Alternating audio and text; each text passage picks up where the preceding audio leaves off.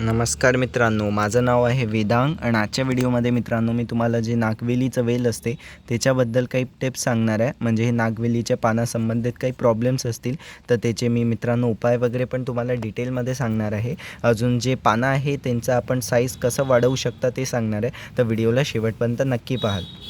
सगळ्यात पहिले काही टिप्स सांगून देतो मित्रांनो नागवेलीच्या वेलाबद्दल। तर नागवेलीचं जे वेल आहे मित्रांनो त्याच्यात तुम्हाला पिंचिंग करायला पाहिजे। पिंचिंग खूप चांगली टेक्निक असते। तर कसं केलं जाते ते हे बघा, जसं आता इथून असं पान येते मित्रांनो, तर हा पान येण्याचा जो एरिया आहे हा झाला नॉड एरिया। बघू शकता इकडे असं पान निघत आहे।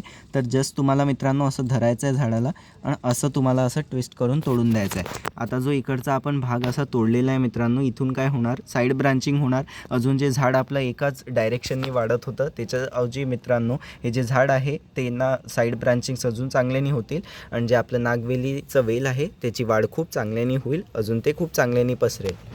तर ही जी पिंचिंगची टेक्निक आहे ही नक्की करायची आहे। पुढचा पॉईंट जसं पानाबद्दल आहे मित्रांनो, तर हाच सुद्धा पिंचिंगचा। यांनी जे पानं आहे मित्रांनो ते झाडाला अजून जास्त येतील, फांद्या अजून पानं जास्त येतील।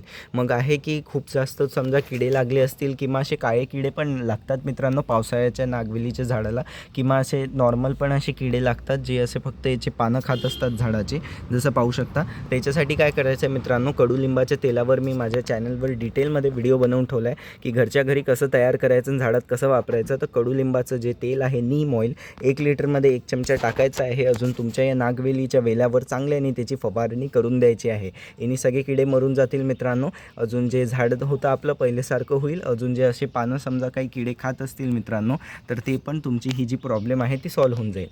आणि समजा काळे किडे पण जे लागतात पेस्ट अटॅक्स, त्यांनी पण हे खूप चांगल्याने सुरक्षण करेल झाडाचं। पुढचं आहे मित्रांनो, समजा तुमचे जे झाडाची पानं आहे अशी चांगली हिरवेगार नसतील तर हे असे हिरवेगार कसे ठेवायचे असतात त्याच्यासाठी काय करायचं, ॲप्सम सॉल्ट येते मित्रांनो, मॅग्नेशियम सल्फेट, याच्यावर डिटेलमध्ये चॅनलवर व्हिडिओ बनवून ठेवला आहे। त्याचा जो व्हिडिओची प्लेलिस्ट आहे मी तुम्हाला एंड स्क्रीनवर देऊन देईल, नक्की पाहाल। तर ॲप्सम सॉल्ट मित्रांनो 1 लिटरमध्ये 1 चमचा टाकायचा आहे आणि चांगल्याने तुमच्या नागवेलीवर स्प्रे करून द्यायचा आहे। जेणे की मित्रांनो काय होईल, याच्यात जे आहे ॲब्झॉर्प्शन खूप चांगल्याने होईल त्याचं मॅग्नेशियमचं, याचे जे पानं आहेत झाडाचे ते खूप चांगले हिरवेगार बनतील। तर मित्रांनो ॲप्सम सॉल्ट नक्की वापरायचं आहे। तर कसा वाटला व्हिडिओ आवडला असल्यास व्हिडिओला लाईक करा, शेअर करा, माझ्या चॅनलला सबस्क्राईब करून बेल आयकन नक्की दाबून द्या। अजून मित्रांनो आता इथे स्क्रीनवर तुम्हाला प्लेलिस्ट येत असेल, खताची प्लेलिस्ट, त्याच्यात ॲप्सम सॉल्टचं पण व्हिडिओ आणि बाकी पण व्हिडिओज आहे।